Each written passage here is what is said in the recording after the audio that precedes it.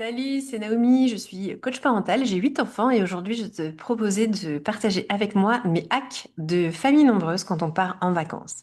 Alors, si tu ne le sais pas, moi, ce qui me vraiment me plaît beaucoup, c'est d'avoir des intentions et de comprendre que les actions que je fais, elles ont un objectif derrière. Elles sont pas là que pour ça. C'est parce que derrière, il y a des compétences, j'équipe mes enfants ou je connecte avec eux ou on fait des choses qui sont intéressantes et qui vont venir préparer mes enfants pour demain. Et du coup, eh bien, les vacances, ça ne, ça ne déroge pas à cette règle.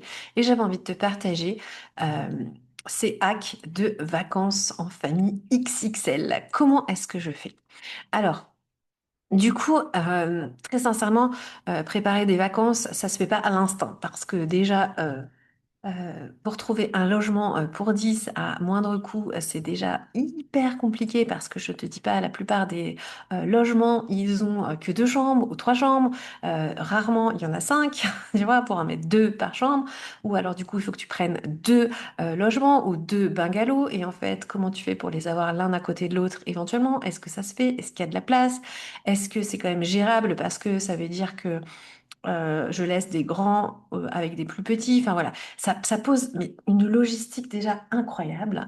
Et puis l'autre logistique aussi, si tu ne le sais pas, c'est que la dernière fois qu'on est parti en vacances ensemble en France, mon mari a pris le train, puisque eh bien, en France, tu n'as le droit de conduire qu'une voiture 9 places. Nous sommes 10. Donc du coup, j'ai pris la voiture et je suis descendue dans notre lieu de vacances. Et ensuite, je suis partie chercher mon mari euh, à la gare et il a pris le train pour venir parce que, ben, en fait, on n'a pas le droit tout simplement d'être à 10 dans une voiture, 9 places. Voilà. On a choisi un lieu de vacances qui était adapté aussi, où on n'avait pas besoin de deux voitures, où il y avait beaucoup de choses sur place. Mais voilà, tout ça, c'est quand même déjà des choses qui sont très prises de cette tête. Quand rien que de trouver le lieu qui peut correspondre et qui a assez de place pour nous accueillir tous ensemble sans un budget de malade et sans avoir je sais pas combien de chambres d'hôtel, eh bien, c'est déjà une bonne recherche. Voilà. Du coup, pour moi, je peux pas faire ça, on peut pas faire ça last minute, même si franchement, je suis hyper spontanée, j'aimerais trop réserver des choses last minute. Bah, quand on est XXL, eh bien, ce n'est pas possible et j'ai accepté ça aussi. Euh, c'est du coup, et j'ai besoin aussi d'avoir une charge mentale minimum quand je prépare mes vacances. C'est-à-dire que préparer toutes les valises, c'est hyper chiant. Très sincèrement, je n'aime pas ça. Et aussi quand je reviens et que c'est le gros bazar, ça me saoule. C'est pour ça que j'aime que ma maison soit propre avant de partir, pour que quand je rentre, ben j'ai pas, bon, en général, j'ai plus de linge quand même, mais que ça soit pas le gros bazar. Et ce que je fais, c'est que j'ai créé des listes. J'ai des listes que je ressors chaque année en fonction si on va à la montagne, bon ça c'était quand on était en France, ou si on va plutôt au soleil, avec des listes adaptées. Des fois il y a une liste spéciale bébé quand j'avais un bébé, maintenant j'en ai plus donc j'en ai plus besoin.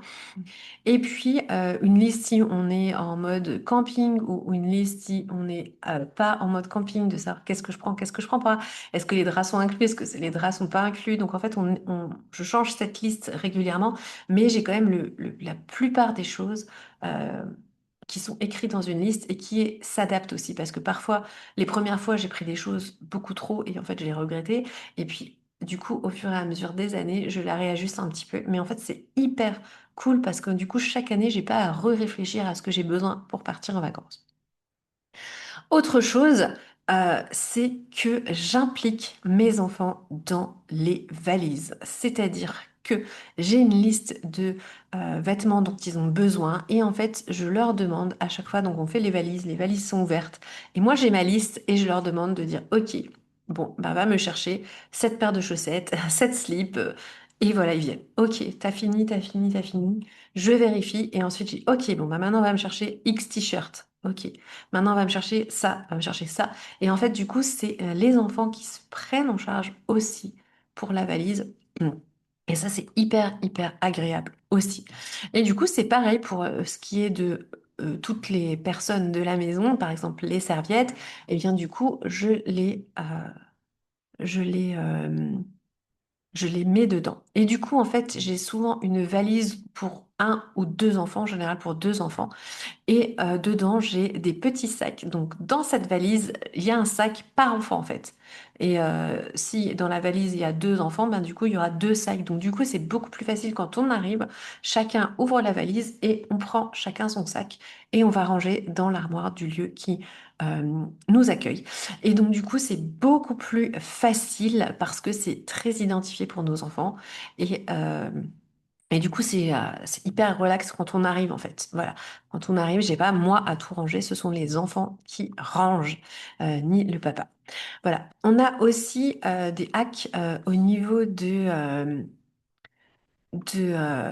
des choses et des repas qui sont simples, en fait. On essaye de faire des repas qui sont simples, ce qui fait que quand j'arrive en vacances, j'ai déjà une liste de courses à peu près.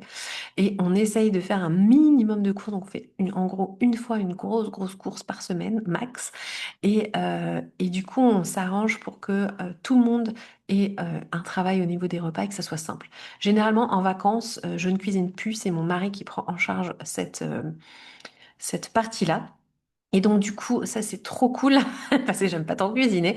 Et du coup, il gère. Et du coup, en fait, je me libère complètement. Du coup, je ne suis pas dans le contrôle derrière.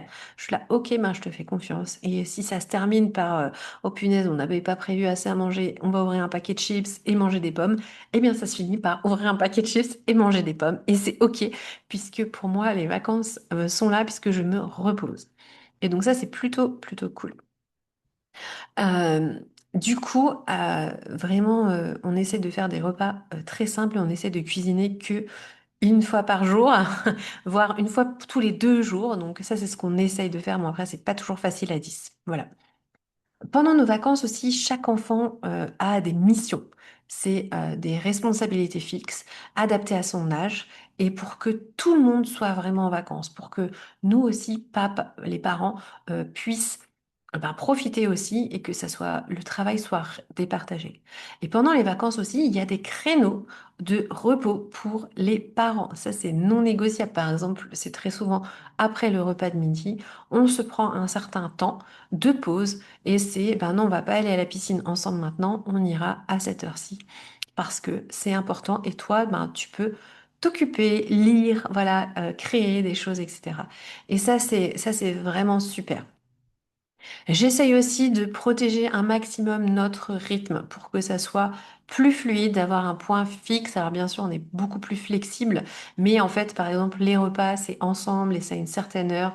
Comme ça, si les grands doivent partir et reviennent, eh bien, ils savent à quelle heure ils doivent revenir.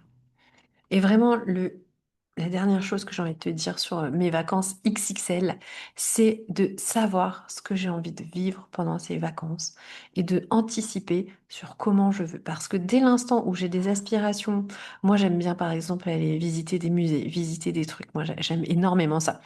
Et mon mari, c'est peut-être plutôt on va être chill à la piscine. Et en fait, si ça c'est pas exprimé, eh bien en fait ça peut gérer des frustrations. Donc vraiment, on prend un temps pour préparer ses vacances.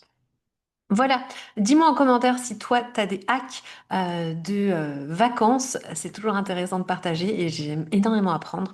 Donc, dis-moi quels sont tes hacks de vacances et j'aurai plaisir à te lire. Salut!